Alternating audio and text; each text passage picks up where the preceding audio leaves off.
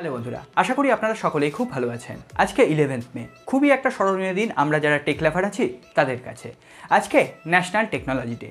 1998 সালে পোখরান নিউক্লিয়ার তত্ত্বকে মাথায় রেখে আমরা এই দিনটাকে ন্যাশনাল টেকনোলজি ডে হিসেবে পালন করে থাকি।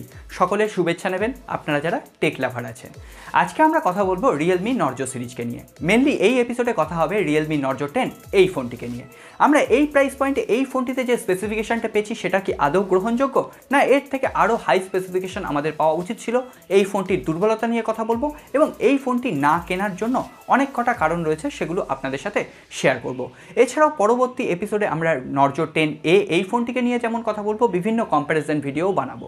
তার জন্য অবশ্যই চ্যানেলের সাথে থাকতে হবে। আর একটা কথা মনে করিয়ে দিই, এখানে আমি না রিয়েলমির থেকে টাকা পাই না শাওমির থেকে টাকা পাই।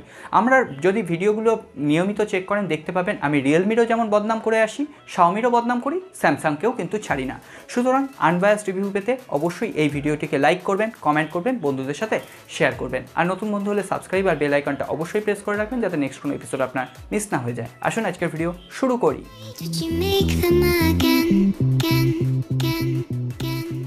প্রথমেই এই ফোনটির দাম আপনাকে একটু বলে দিই।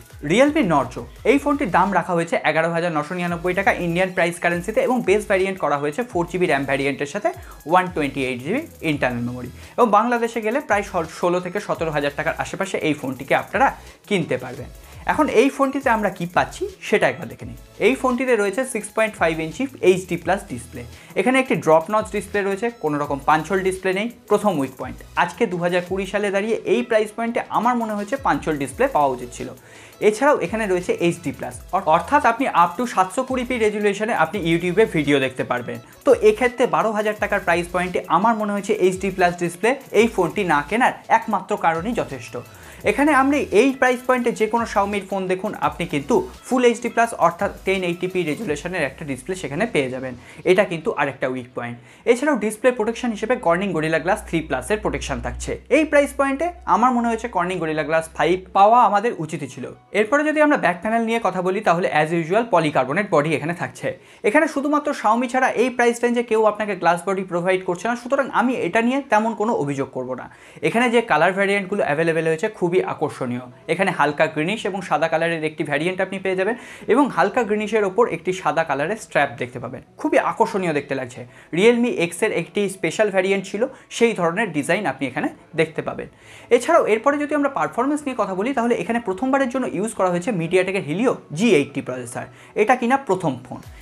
শুধুমাত্র এই কারণে আমরা 12,000 টাকা ব্যয় করতে পারি না, কারণ মিডিয়াটেকের হিলিও G80 থেকে আপনি যদি কম্পেয়ার করে দেখেন কোয়ালকম স্ন্যাপড্রাগন 675, যেটা আমরা অলরেডি রেডমি নোট 7 প্রোতে দেখে এসেছি, ভিভো U20 দেখে এসেছি, 19 আর 20-এর তফাৎ মাত্র।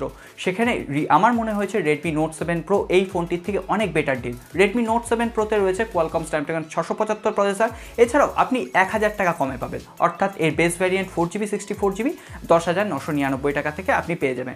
সুতরাং আমি কেন 1,000 টাকা দিয়ে শুধুমাত্র এই প্রসেসরের জন্য এই ফোনটি কিনবো, আপনারা একবার ভেবে দেখবেন।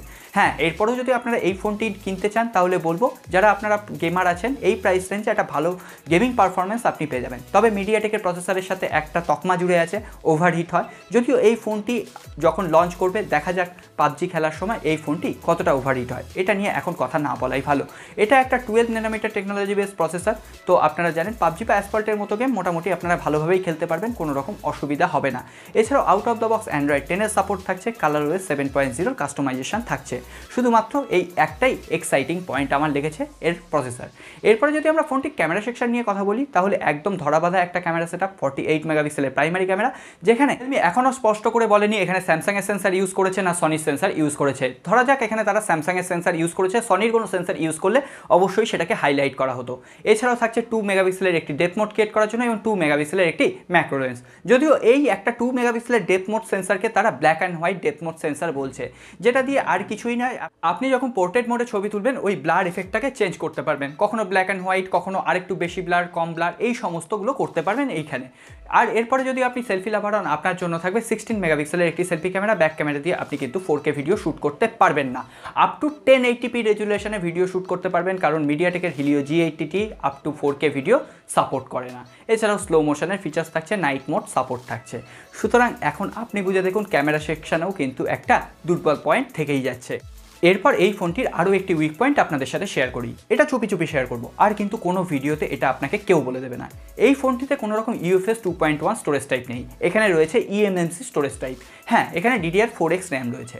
রিয়েলমি যেটা বরাবর দাবি করে আসছে এই ফোনগুলোতে তারা যে MediaTek Helio G80 G70 প্রসেসরগুলো use করছে মোটামুটি পারফরমেন্সকে বেস্ট করার জন্য তারা ইউজ করছে। তাহলে তো এত জায়গায় যখন তারা প্রাইস কাটেলমেন্ট করলো, এখানে তো একটু UFS 2.1 স্টোরেজ টাইপ দিতেই পারতো, কারণ মিডিয়াটেকের হেলিও G80 কোনো রকম UFS স্টোরেজ টাইপ সাপোর্টই করে না, সুতরাং তারা দিতে পারেনি। এরপর যদি আমরা ব্যাটারি সেকশন নিয়ে কথা বলি, তাহলে 5000 mAh ব্যাটারি থাকছে, USB Type-C পোর্ট থাকছে, এছাড়াও 18 ওয়াটের ফাস্ট চার্জ সাপোর্ট থাকছে, সুতরাং একদম ঠিক আছে, এটা নিয়েও তেমন আমরা অভিযোগ করতে পারি না। এখানে ফ্ল্যাশ প্রুফ ডিজাইন আছে, অর্থাৎ হালকা ফুলকা জলে ছিটে লাগলে ফোনটি রক্ষা পাবে। তবে একটাও বলে দিই, ফ্ল্যাশ প্রুফ ডিজাইন আছে মানে হালকা ফুলকা জল লেগেও যদি আপনার ফোনটা খারাপ হয়ে যায়, এখানে সার্ভিস সেন্টার কোনো রকম দায়িত্ব নেবে না, আপনাকে পয়সা দিয়ে ফোনটা সারাতে হবে। এছাড়াও ফোনটিতে ট্রিপল কার্ড স্লট অ্যাভেলেবেল থাকছে, যেখানে দুটো সিম ও একটি microSD card at a time use করতে পারবেন। সমস্ত সেন্সার অ্যাভেলেবেল থাকছে এবং ব্যাক প্যানেলে আপনি ফিজিক্যাল ফিঙ্গারপ্রিন্ট সেন্সার দেখতে পাবেন। আর আপনারা এটা জানেন রিয়েলমির ফিজিক্যাল ফিঙ্গারপ্রিন্ট সেন্সার কতটা ফাস্ট, সুতরাং এই লাস্টে ব্যাটারি সেকশন আর সেন্সার দিক দিয়ে আপনার কোনো প্রবলেম নেই। এরপরে দেখুন 12,000 টাকায় আমাদের কি কম্প্রোমাইজ করতে হচ্ছে। ডিসপ্লেতে কম্প্রোমাইজ করতে হচ্ছে, ডিসপ্লে প্রোটেকশনে কম্প্রোমাইজ করতে হচ্ছে, বিল্ড কোয়ালিটি অর্থাৎ এখানে পলিকার্বনেট পাচ্ছি আমরা। এই প্রাইস পয়েন্টে রেডমি নোট 7 প্রোতে দেখুন গ্লাস বডি ডিজাইন পেয়েছি এবং কর্নিং গরিলা গ্লাস 5-এর প্রোটেকশন পেয়েছি বোথ সাইডে, সুতরাং ওটাও একটা কম্প্রোমাইজ করতে হচ্ছে। এছাড়াও eMMC স্টোরেজ টাইপ রয়েছে। ক্যামেরা সেকশনটাও খুব একটা ইমপ্রেসিভ কিছু নয়, সনির কোনো সেন্সার এখানে নেই। এছাড়াও এখানে কোনো রকম 4K সাপোর্টেড নেই, অর্থাৎ 4K ভিডিও আমরা শ্যুট করতে পারবো না। এছাড়াও ওয়াইল্ডভাইন L1 এর সাপোর্ট নেই, L3 সাপোর্ট, অর্থাৎ অ্যামাজন বা নেটফ্লিক্সে আপনি ফুল HD কন্টেন্ট এখানে এনজয় করতে পারবেন না, এটাও একবার মাথায় রাখবেন। তো ওভারঅল বিচার করে আমার কিন্তু রেডমি নোট 7 প্রো এর থেকে 1000 টাকার প্রাইস পয়েন্টে অনেক বেটার ডিল মনে হয়েছে। আপনারা নিজেরাও সার্চ করে নিতে পারেন, এরপরে আপনারা কম্প্যারিজন ভিডিও চাইলে অবশ্যই আমি সেটা আপনাদের সাথে শেয়ার করব।